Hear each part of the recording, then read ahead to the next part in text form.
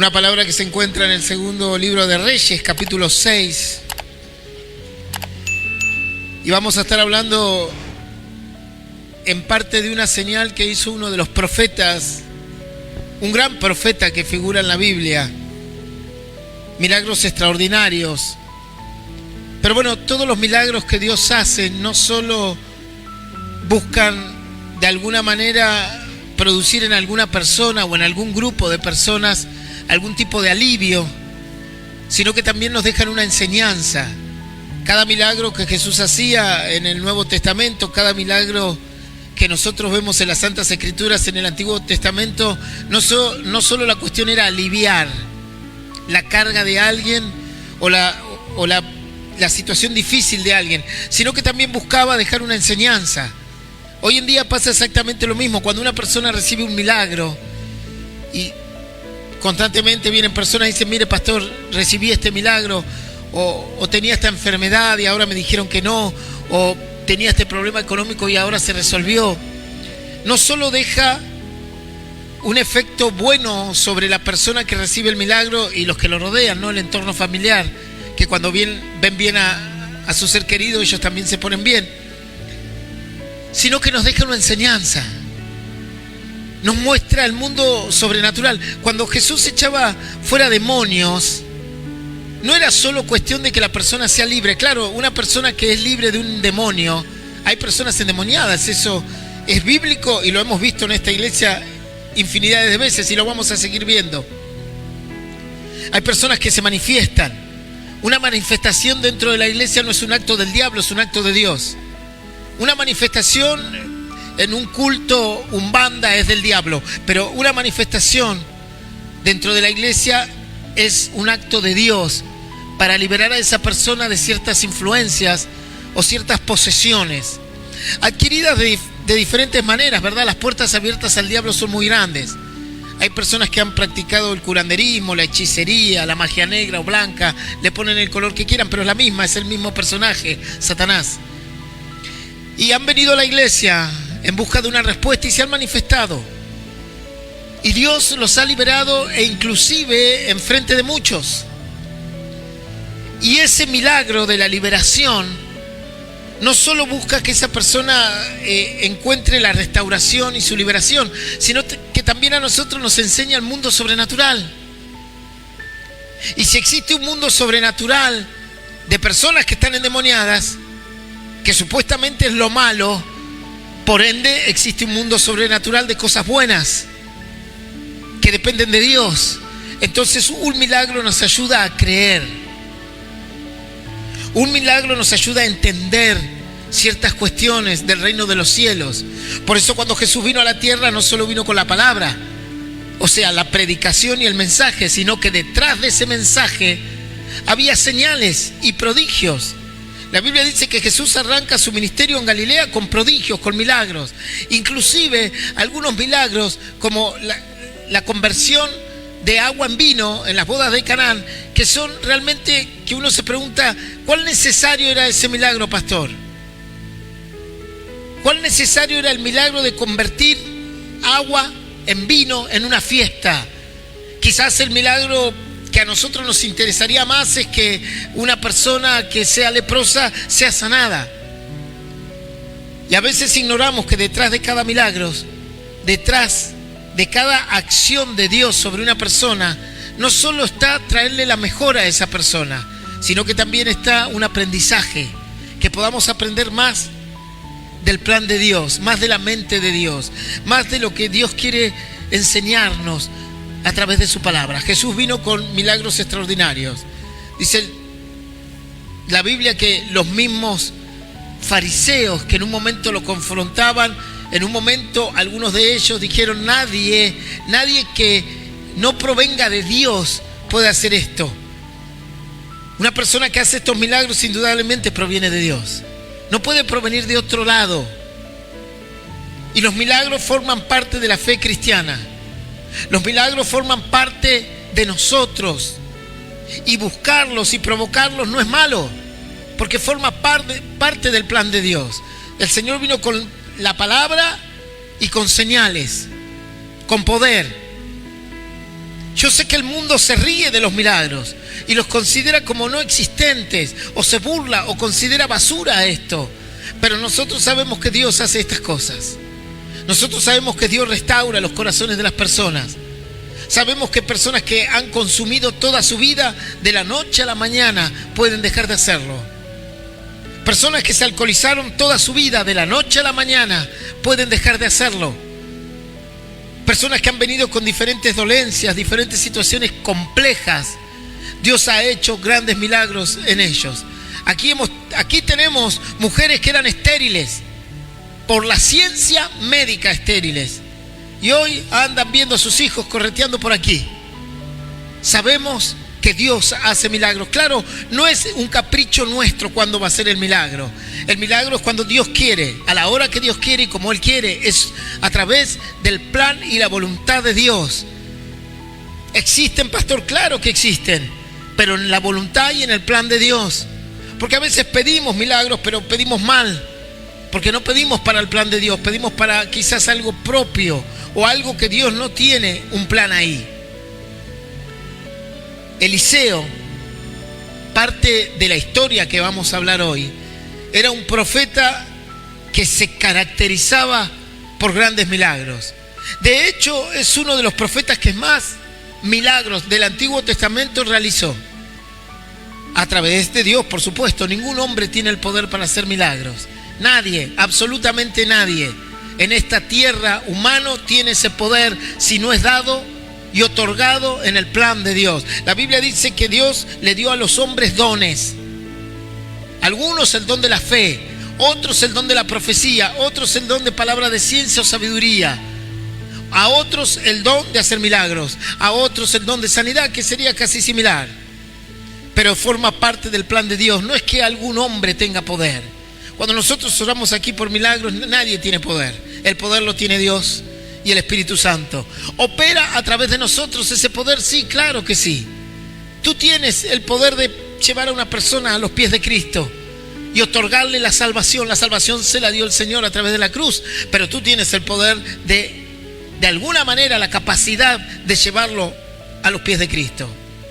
Bueno, Eliseo era una persona que Dios le había instituido con señales realmente importantes. Si cuenta así la Escritura, abre tu Biblia, segundo libro de Reyes, capítulo 6, versículo 1 al 7, dice así.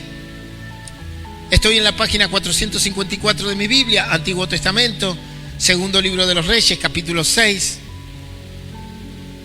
Dice: Eliseo, como título, hace flotar el hacha. Una historia realmente interesante. Dice así: los hijos de los profetas dijeron a Eliseo: he aquí el lugar en que moramos contigo nos es estrecho. Vamos ahora al Jordán y tomemos de allí cada uno una viga y hagamos allí lugar en que habitemos. Y él dijo: andad. Y dijo uno: te rogamos que vengas con tus siervos. Y él respondió: yo iré. Se fue pues con ellos, y cuando llegaron al Jordán, cortaron la madera. Y aconteció que mientras uno derribaba un árbol, se le cayó el hacha en el agua y gritó diciendo: ah, Señor mío, era prestada. El varón de Dios preguntó: ¿dónde cayó?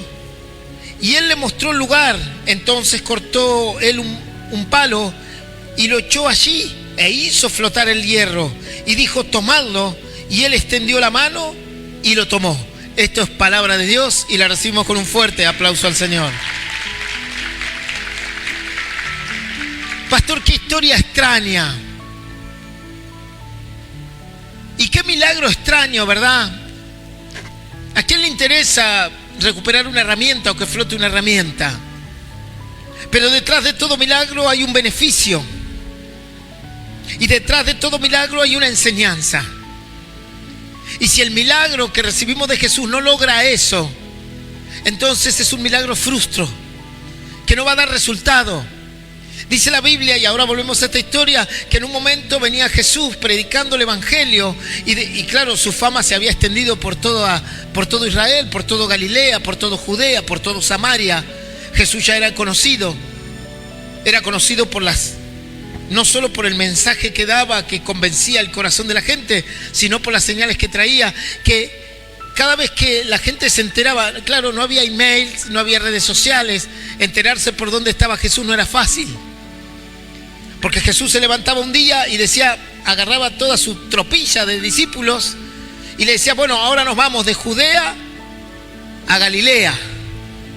¿Y por dónde vamos a ir? Y Jesús decía, vamos a pasar por Samaria. No, pero Samaria es un lugar de conflicto, no importa, vamos a pasar por ahí, porque me es necesario pasar, decía el Señor, por Samaria. Estaba en el medio, un lugar hostil para el judío, para el hebreo promedio. Claro, en la antigüedad, ¿cómo se iban a enterar de aquel acontecimiento? Hoy no, hoy enseguida uno agarra el WhatsApp o agarra todo y dice, nos vamos para Judea y pusimos el GPS por Samaria, encuéntrenos ahí, ¿verdad? Eso haríamos ahora, con las redes sociales. Vamos conectados con las redes de internet por toda la ruta, anunciándole a nuestros seres queridos por dónde andan. ¿Por dónde andan? Acá andamos, por Chimenaique. Pasamos tal piedrita. Bueno, pero para aquel entonces era difícil. Entonces, cuando la gente tenía de alguna manera una información, aunque sea precaria, o aunque sea más o menos rudimentaria, de donde Jesús podía ir, se armaban grupos de personas que salían a buscarlo. Personas con enfermedades, con trastornos, con problemas, porque sabían que en Él había una solución. Es esa la manera que Jesús se cruza con no menos que 10 leprosos. ¿Y que andaban todos juntos? Claro, los leprosos andaban juntos. De alguna manera, mal de muchos, como dicen así, consuelo de tontos, ¿verdad? Bueno, pero andaban todos juntos porque los rechazaba la sociedad. Entonces tenían que juntarse. Y de alguna manera estos se enteraron que Jesús iba a pasar por ese camino. ¿Sabes qué? Aquellos que querían buscar a Jesús les costaba. Hoy tú lo tienes al alcance de tu oración. Hoy tienes a Cristo en tu habitación orando. Lo tienes en la iglesia buscando y escuchando su palabra. Pero en la antigüedad no era así. No tenían una Biblia. No tenían el evangelio completo. Entonces decían, mirá, me enteré que Jesús va a pasar por la ribera o por la costa yendo a Capernaum. Entonces agarraba a la gente y decía, bueno, vamos, pero vamos, y si no está, no está. Y la gente se lanzaba a buscar a Jesús. Tenían un corazón a veces más predispuesto que el nuestro para buscar a Jesús. Porque nosotros tenemos un lugar fijo para buscarlo, ¿verdad? Sí, la iglesia y también nuestra intimidad. Y tenemos la palabra, podemos abrir la Biblia y aquí encontramos a Jesús. Pero nos cuesta mucho. Ni que hablar de tener que ir a otra localidad, ¿no? Ni que hablar de que digamos, mire, hoy el pastor decidió que va a ir a predicar a Guaraique. Imagínense, le llega a su celular, el pastor Camus decidió que hoy la prédica es en Guaraique. ¿Y cuántos irían? Pastor, vaya usted solo y encima con este frío, arréglesela ahí en el río. Yo me quedo aquí en mi casa, aparte viene el partido ahora, así que vaya solo, ¿verdad? Porque hoy somos cómodos. Hoy no salimos a buscar el milagro nosotros. Hoy nos sentamos aquí en la iglesia y esperamos que venga y que fluyan las cosas. Y si no fluyen, bueno, no importa. Pero aquel entonces no era así. Cuando la gente se enteraba que Jesús iba a ir por un lugar, salían como si fuesen tropilla a querer buscar la voluntad de Dios. No había tanta comodidad como ahora. No estaba toda la palabra escrita. El enterarse de lo que Dios podía hacer los emocionaba, pero también eran viajes de riesgo. En el camino les podían quitar la vida, en el camino los podían dañar. Y estos leprosos agarraron y dijeron, vamos a buscar a Jesús. Y dice que se cruzaron con Jesús. ¡Qué suerte, pastor! No fue una suerte. Estaba dentro del plan de Dios. Dice que se cruzan con Jesús los leprosos. Y cuando lo ven a Jesús, se postran ante Jesús. Y Jesús hace el milagro. La Biblia dice que a los 10 los sana. Un milagro masivo. Qué lindo, pastor. Eso queremos aquí en la iglesia. Milagros masivos. Pero aquí fue un milagro masivo. Los 10 fueron sanados. Los 10 fueron restaurados, limpiados. Su infección fue quitada de su piel. Y dice que Jesús los despide. Los 10 vieron el milagro, todos los discípulos que estaban con él vieron el milagro, la gente que estaba alrededor o los que lograron encontrar a Jesús vieron el milagro. Un milagro colectivo, un milagro que fue ostensible a los sentidos, porque se vio, se podía tocar, se podía escuchar, todos los sentidos vieron el milagro. No fue un milagro oculto.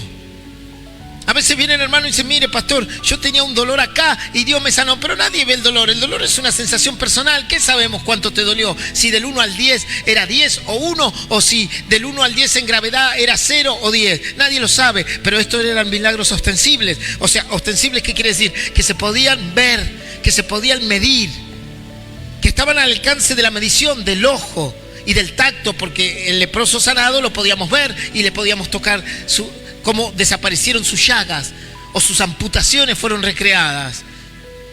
O sea que era científicamente demostrable. Y todos vieron el milagro. Imagínate entre los 10 abrazados, viéndose que no tenían más llagas, nada. Ese era un sentido del milagro. El sentido de mejorar la vida de alguien. Y de los 10. Porque esos 10 ahora iban a ir a su familia. Y iban a ser recibidos por su sociedad para poder conseguir trabajo, para poder socializarse, y ya no iban a estar en cuarentena, apartados, con el riesgo de que le quiten la vida, y no iban a mendigar más, pues ahora iban a trabajar. También le iban a dar beneficio a aquel que los iba a tomar como empleados. Entonces el milagro genera un beneficio personal y colectivo a los que lo rodean. Pero estaba la segunda parte, ¿no? ¿Cuál era la enseñanza, pastor? Porque siempre en un milagro tiene que haber algo más profundo que el beneficio personal.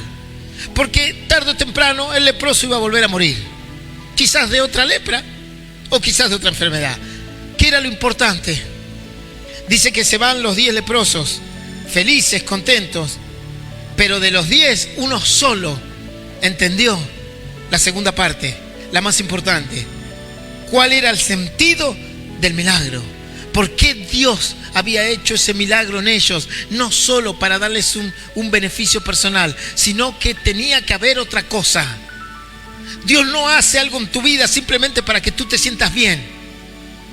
Eso es parte del objetivo de Dios, que te sientas bien. Pero hay otro objetivo de Dios que es un plan preparado para ti. Y dice que uno de los leprosos, mientras todos iban cantando, contentos, diciendo, bueno, ahora yo voy a ir a trabajar acá, cuando me vea mi esposa, cuando me vean mis hijos, cuando me vea aquel, ahora lo voy a agarrar a aquel que se burlaba de mí. Y uno dijo, no. Como decía un artista argentino, paren la rotativa. O sea, frenémonos aquí. Aquí hay algo más. Esto no es solo el milagro de ser sanados de una lepra. Aquí hay algo más. Y meditó un leproso eso y dijo, yo, discúlpenme, no voy a seguir esta cruzada con ustedes. ¿A dónde te vas? Tenés que ir a decirle a tu familia que te sanaste. No, hay algo más importante que se entere mi familia. ¿Cómo que es lo más importante, pastor? Pero tenés que ir ahora a buscar trabajo para solventar a tu familia. Sí, eso es importante, pero hay algo más importante. Tengo que volver al que me sanó. Porque hay otro objetivo aquí detrás de esta sanidad. De 10, solo uno entendió el verdadero concepto del milagro y lo que representaba ese milagro. Y dijo, ustedes vayan con su familia, hagan sus planes, yo tengo que volver a aquel que me sanó. Y considero que tendríamos que volver todos. Los otros dijeron, no, ya está, ya recibimos el milagro, con esto alcanza. Y él dijo, no, hay algo más, tiene que haber algo más. Detrás de esto hay otra enseñanza. Detrás de un milagro tiene que haber una entrega. Detrás del milagro tiene que haber una búsqueda. Detrás del milagro tiene que haber algo que sea superior a esta tierra y nos deje una huella por la eternidad. Y dice que este leproso lo entendió y se volvió. Dejó todos sus planes.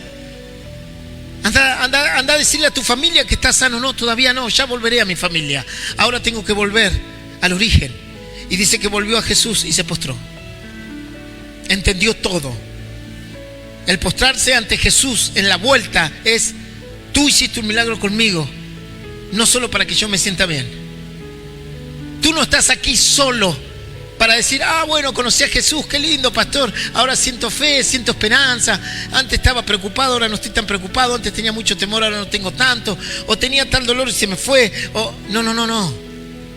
Independientemente de todo milagro que tú sientas a tu alrededor, tú tienes un plan y un objetivo con el Señor. Dios no solo te trajo para que recibas un milagro, te trajo para que entiendas el plan, para que entiendas el objetivo.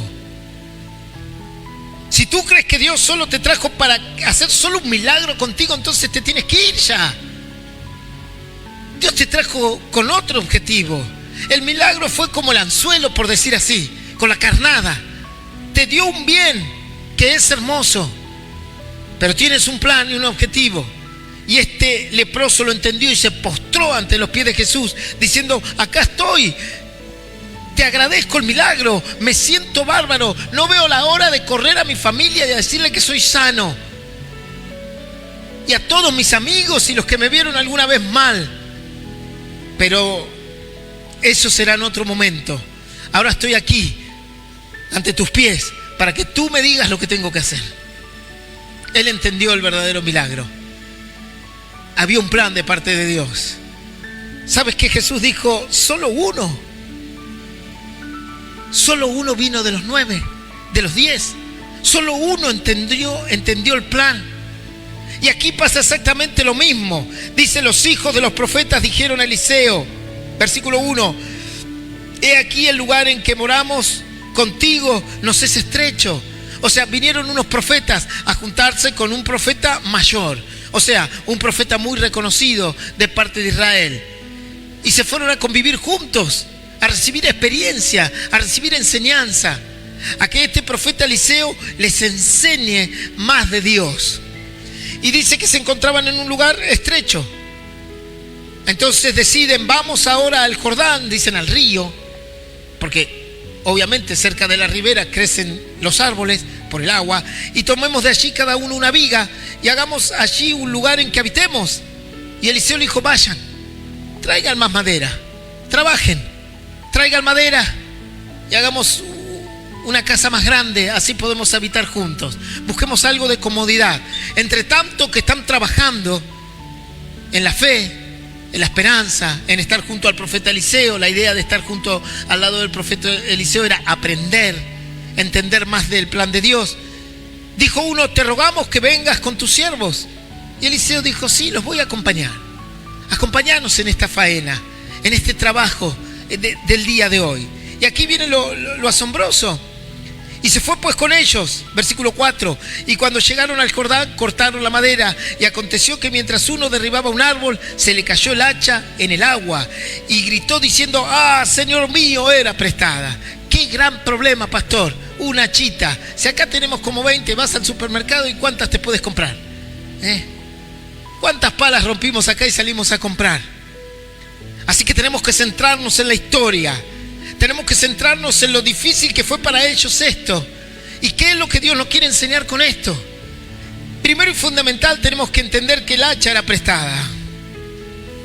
No era del profeta. Alguien se la prestó. Segundo, tenemos que entender que para aquel entonces era una herramienta muy cara. Y tercero, era de hierro. Hoy todo es hierro y metal, pastor, pero en aquel entonces normalmente las herramientas eran de piedra. Una herramienta de hierro era una herramienta carísima, una de las más caras que podía existir en aquel entonces. Era una herramienta fina. Claro, no es lo mismo que el vecino me preste un hacha, que me preste su máquina volcadora, ¿verdad? No es lo mismo, el precio no es el mismo, ¿verdad? Si yo voy al vecino y le digo, mirá, se me rompió la picota, el vecino dirá, bueno, anda a comprarme otra. O no te preocupes, en la semana compramos otra. Pero ¿qué pasa si el vecino te prestó su retroexcavadora y tú se la rompiste? ¿Qué problema, no? ¿Qué harías si pasa una cosa así? Sería un gran problema. Para aquel entonces la herramienta esta era muy cara. Valía mucho dinero. Y si una persona no tenía el dinero para pagar, se constituía en un esclavo de aquel que le debía. Era una ley de aquel entonces. Si yo no tenía para pagar una deuda que había adquirido, por una forma u otra, yo la tenía que pagar con mi vida. Eso representaba. Por eso el grito de este joven profeta: ¡ah, Señor mío! Era prestada, se me terminó la vida aquí. La Biblia, bueno, la historia secular nos enseña que cuando un padre pedía un préstamo, ya sea para cultivar o ya sea para realizar alguna actividad agrícola o ganadera, y a través de ese negocio perdía ese dinero y no lograba recuperar ese dinero, entraba en una deuda. Y en aquel entonces, si la deuda no se podía pagar con el mismo dinero que le era prestado, se tenía que pagar con la vida. Y aquel que tenía que de alguna manera ejecutar al deudor tenía la opción de elegir la manera de pagar esa deuda. Y por lo general agarraban a los hijos menores o mayores y los llevaban de esclavos por 1 año o 2 en trabajos. O tomaban parte de sus tierras. Por eso el grito desenfrenado y de angustia de este pequeño profeta: ¡ay, Señor mío! Era prestada. Eso significa, detrás de esto se terminó mi llamado, voy a tener que ir a pagar esto, y para pagar esto seguramente me voy a tener que endeudar y ser esclavo de alguien a fin de lograr pagar esta deuda. Dice la Biblia que como era hierro, se hundió. Y el hacha representa nuestra vida, porque detrás del milagro está la enseñanza, y detrás del milagro está lo que Dios nos quiere enseñar. A veces nuestra vida es el hacha esta, nos hundimos, pesados, en el río. El río Jordán era un río revoltoso y lleno de fango. Lo que caía ahí difícilmente lo podías encontrar. No era un río más o menos pacífico, que uno podría ver transparente, que si cae algo uno mira los pies en el agua y puede encontrar. El Jordán era un río más bien lleno de fango, y lo que caía ahí era muy difícil de encontrar.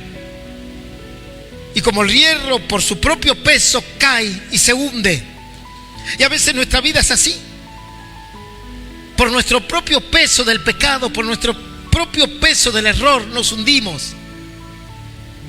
Y no hay quien nos salve. Y al estar hundidos entramos en esclavitud. Esto hace el pecado.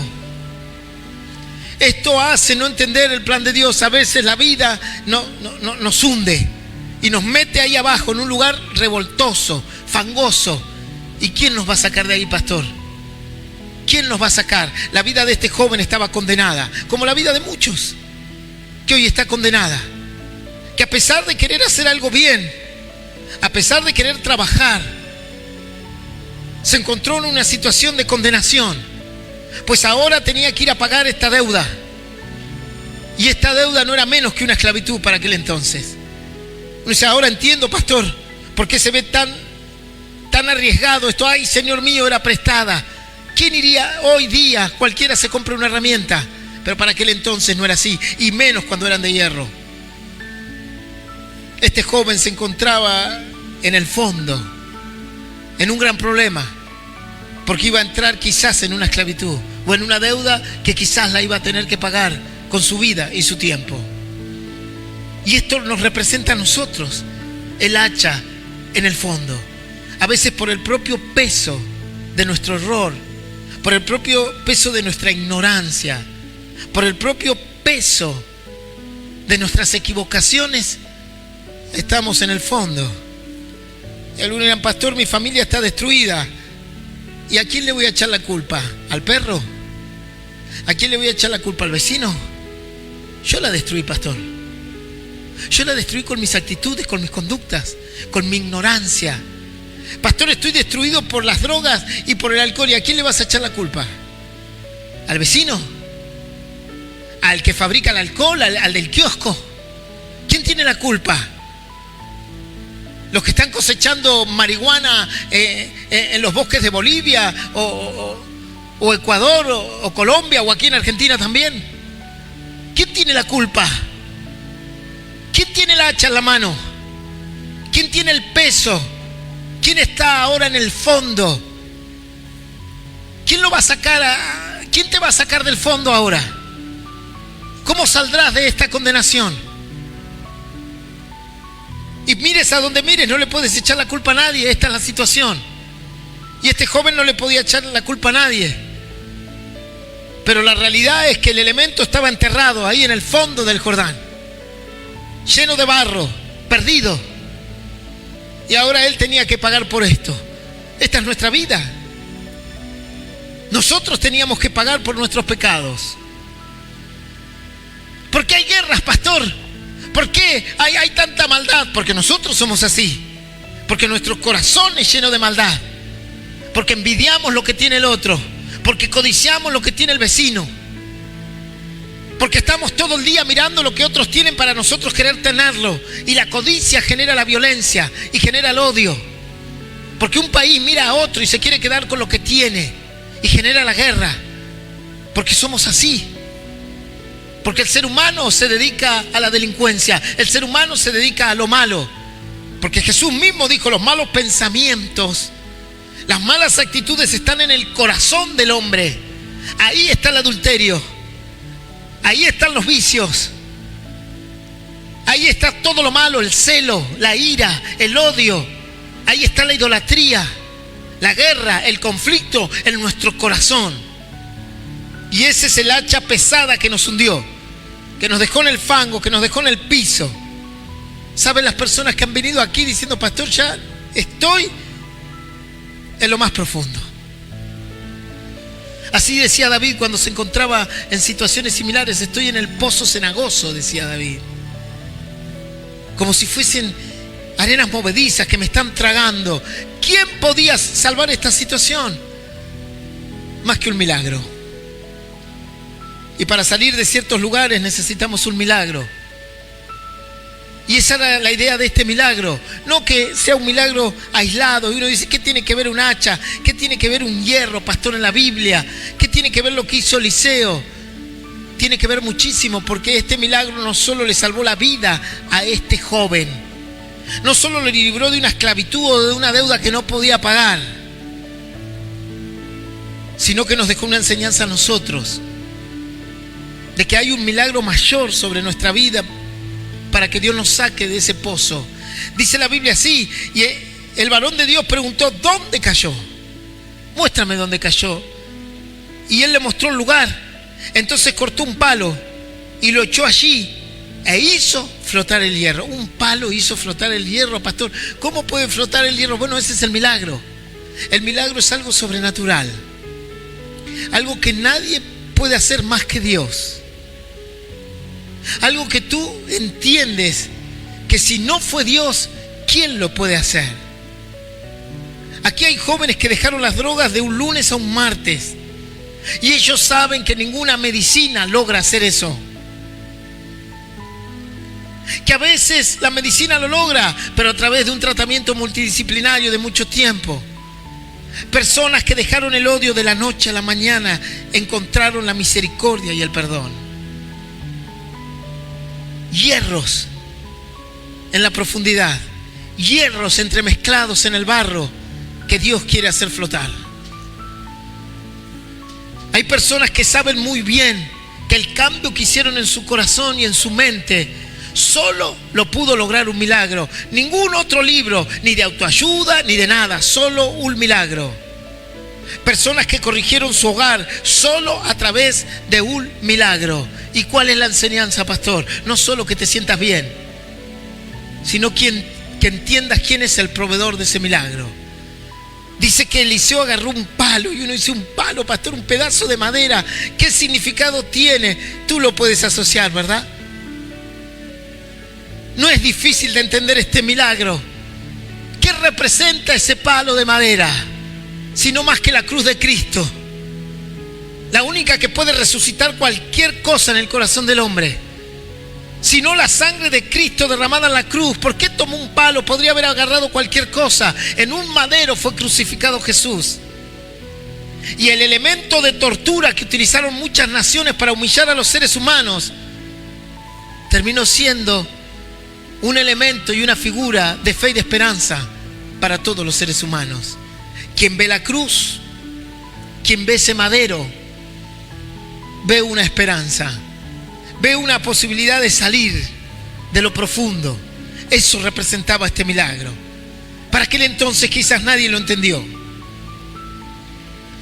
Quizás para aquel entonces nadie pudo entenderlo, y dice, y él tomándolo, extendió la mano y lo tomó, recobró otra vez su estado inicial. Y eso es lo que Dios quiere hacer contigo, que vuelvas a recobrar tu fe, que vuelvas a recobrar tu familia, que vuelvas a recobrar tu confianza, que vuelvas a tomar en tus manos el dominio propio, algo que muchos han perdido, el control de su vida.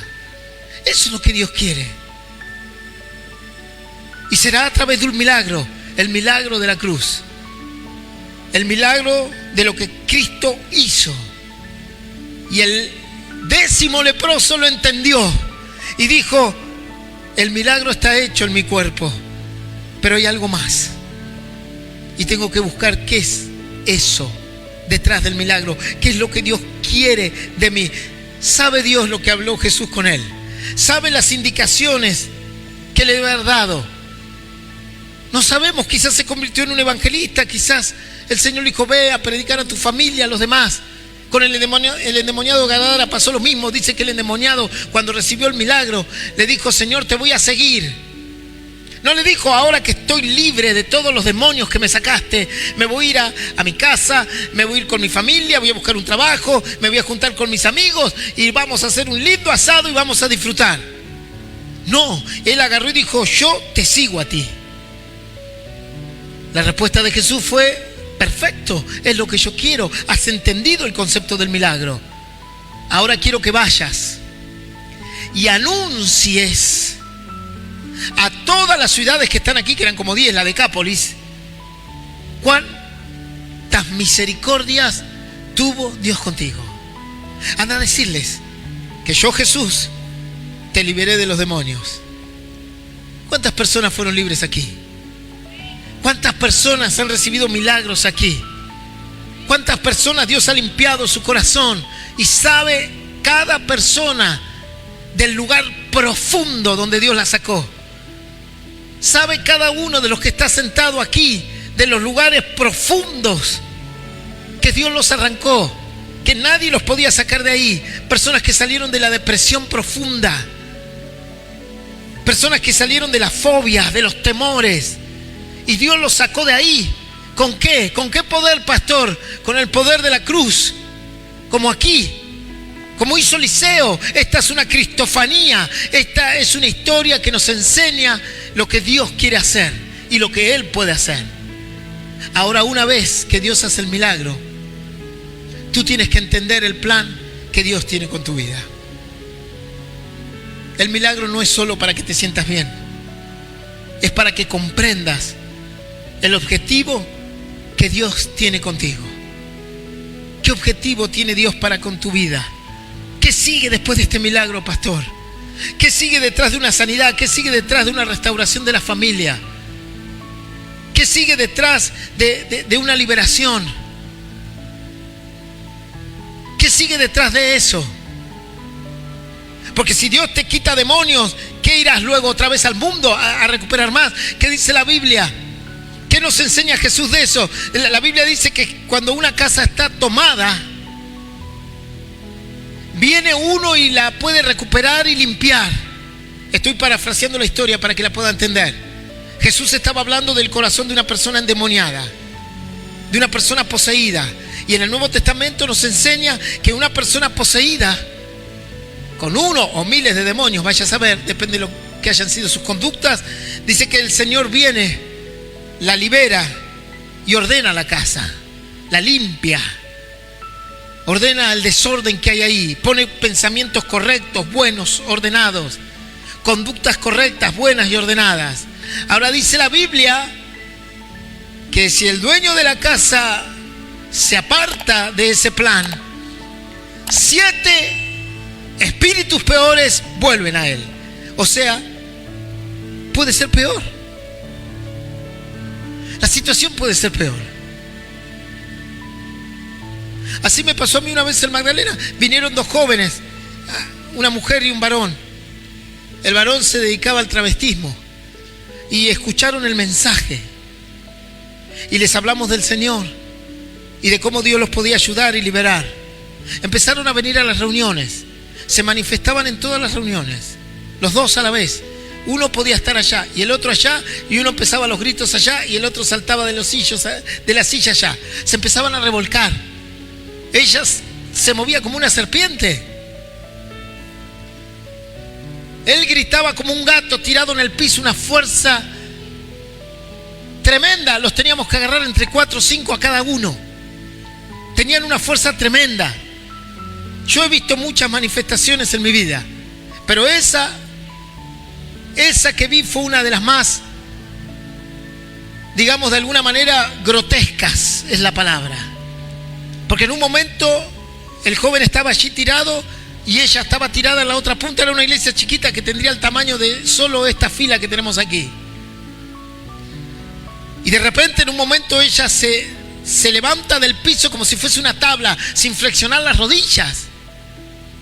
O sea, como si tú agarras una tabla y la levantas así. Y eso anatómicamente es imposible. Yo ya era estudiante de medicina y yo sabía que eso anatómicamente y fisiológicamente era imposible. Nadie se levanta así. Es como, para que tú entiendas, estaba acostada en el piso, así como tengo aquí la Biblia, y se levantó así. Cualquier persona se tiene que enderezar, ¿verdad? Tiene que doblar las rodillas, buscar la manera y pararse o apoyar los brazos. Esta no, se paró así. Sabíamos que había fuerzas sobrenaturales. La mitad de la iglesia, cuando vio eso, empezó a correr para todos lados, se asustaron. Había muchas personas que se asustaron mucho. Y usted, pastor, y yo me la tenía que bancar porque yo estaba al lado del pastor. Yo no era pastor, pero estaba siempre al lado de él y predicaba en la calle. Entonces, como decimos en Argentina, tripa corazón, había que cerrar los ojos y seguir. Tenía miedo, pastor, y un poco, sí, nunca había visto una cosa así. Y encima que haya roto las cuestiones naturales de la fisiología y de la anatomía humana. ¿Tú crees que eso fue lo único? Ese fue el comienzo. Y en un momento yo le tenía el brazo a la pobre joven así, otro le tenía los pies, el otro brazo se arqueaba, y de repente ocurre lo que no tenía que ocurrir. El diablo, el espíritu inmundo le luxa la mandíbula. Yo lo vi en accidentes esto, sí, como médico lo vi, pero en vuelcos, en choques de vehículos. Le luxa la mandíbula, le saca la mandíbula de su lugar y se la pone aquí arriba. Mi pastor era valiente. Él seguía orando y reprendiendo. Y yo ya estaba aterrado. Y miré para otro lado, pero ya la imagen la tenía. Y una vez que entra una imagen, es como las imágenes de la pornografía, ¿verdad? Una vez que la viste no te la sacas más de la cabeza, y el terror pasa lo mismo. Por eso no le aconsejo a los niños ver terror, porque después esa imagen le queda de por vida. Y es más, ahora lo cuento y tengo la imagen todavía, pero ya no con ese miedo, por supuesto, pero en aquel entonces. Y ahí empecé a ver lo que el diablo podía hacer en el cuerpo de una persona. El dolor que le iba a generar al otro día esa situación a esa pobre mujer. Le puso la mandíbula aquí. Luxación temporomandibular, nombre científico. La mitad de los hermanos bajaron la cabeza y dijeron: Señor, sácanos de acá. Claro, era una situación terrorífica, pero Dios tenía una enseñanza para nosotros. Del otro lado, el otro joven, que se arrastraba en el piso como si fuese, no sé, ¿alguno conoce la pirinola? A ver, levante la mano el que conoce la pirinola. Ah, les gustaba el juego a ustedes, ¿eh? Toma uno, pon dos. No, pero pastor, jugábamos con botones, sí, con botones. Con plata jugaban. Bueno, la pirinola es como un rombo de 8 caras, con un puntito que uno lo hace girar, y ahí tiene que esperar que caiga y diga: toma uno, pon dos, toma todo, se lleva todo el botín. Era un juego de azar. Bueno, giraba como la pirinola en el piso. Quedamos pocos quedaron los valientes y los que no nos podíamos escapar, por compromiso. Yo estaba dentro de esos. Y lo que vimos ahí fue extraordinario. Una liberación extraordinaria. Luego que ellos son libres, los dos son libres, nos empiezan a contar la historia de su vida y era terrible. Detrás de ellos había todo tipo de pecado que te puedas imaginar. Prostitución, travestismo, magia negra, curanderismo, umbanda, quimba, lo que te puedas imaginar. Sabes que a la semana, él como un varón, ella como una dama. Y le dijimos, ¿sabes qué? Este es un milagro extraordinario que Dios hizo. Es más, todo el pueblo se enteró. Y eso atrajo a la gente, porque eso hace el milagro, beneficiar a otros. Pero tenían que encontrar el propósito, ¿verdad? ¿Cuál era el propósito de Dios? Y nosotros, esa era la función de la iglesia, enseñarles el propósito del milagro. Y bueno, le empezamos a explicar el plan que Dios tenía. Que sean de testimonios para otros, que otros se animen a buscar a Dios. Cómo Dios podía hacer las cosas. Pero como dice la Biblia, si el que gobierna el corazón no es el Señor, 7 espíritus peores vuelven al corazón. Ella se mantuvo. Él abandonó el plan de Dios. Y el resultado final es que lo encontramos en su casa, colgado de una soga. Satanás volvió a su corazón. Y ahora volvió con más demonios todavía para su vida. Y su postrer estado terminó peor que el primero. Porque no entendió el propósito. Porque no entendió el plan. Porque no entendió lo que Dios quería hacer con él. Porque no buscó el plan. Simplemente se quedó con un milagro. Cada milagro tiene una enseñanza como esta que está aquí. Este milagro nos dejó una enseñanza de lo que Cristo puede hacer en nuestra vida. Y aunque tengamos un peso muy grande que nos hunda en lo más fangoso de la vida, Él nos puede sacar de ahí. Simplemente con el sacrificio que hizo en la cruz. Simplemente con el madero, con ese palo. Que para unos fue un elemento de tortura. Para otros no representa nada. Pero para nosotros es el mecanismo de la fe que nos dio la libertad a nosotros. Porque por la muerte de Cristo en la cruz, en ese madero, hoy nosotros somos libres. Hoy nosotros somos sanos. Hoy nosotros somos prósperos. Y somos hechos hijos de Dios. Pero tenemos que buscar el plan ahora. Tenemos que buscar el sentido del milagro. Para que podamos entender el plan completo de Dios en nuestra vida. Si no, el final será peor. Si no, el final será terrible. ¿Entiendes? Será como dijo el Señor. Él vendrá, limpiará tu casa, te mostrará su poder. Y luego, cuando te tengas que presentar ante Él, ¿qué darás en rescate de tu alma? Ese es el sentido del milagro. Un bienestar. Pero detrás de ese bienestar, un plan de Dios. ¿Cuál era el plan de Dios para este pequeño joven? Que vea el poder de Dios. Que recupere lo que había perdido. Que se libre de la esclavitud o la deuda. Y que continúe trabajando para el Señor. La pregunta es, el milagro que Dios ya hizo en tu vida, porque aquí hay muchos que ya Dios hizo un milagro en su vida, otros todavía lo están esperando. El milagro que Dios ya hizo en tu vida, ¿para qué es? ¿Por qué Dios te libró? ¿Por qué Dios te sanó? ¿Para qué Dios hizo algo tan majestuoso? ¿Simplemente para que te sientas bien? ¿O detrás de eso hay un propósito grande de parte de Dios? Todos los milagros que Dios hizo, que Jesús hacía y venía la gente y se postraba ante Él, si Dios no lo tenía llamado como un discípulo, lo mínimo que Dios le decía, ve a decirles a otros las misericordias que Dios tuvo en tu vida. Anunciarle a otro lo poderoso que es el Señor y cómo lo puede ayudar. Ese es el sentido del milagro, que la gente crea y que pueda buscar a Dios. Yo le voy a invitar que se ponga de pie.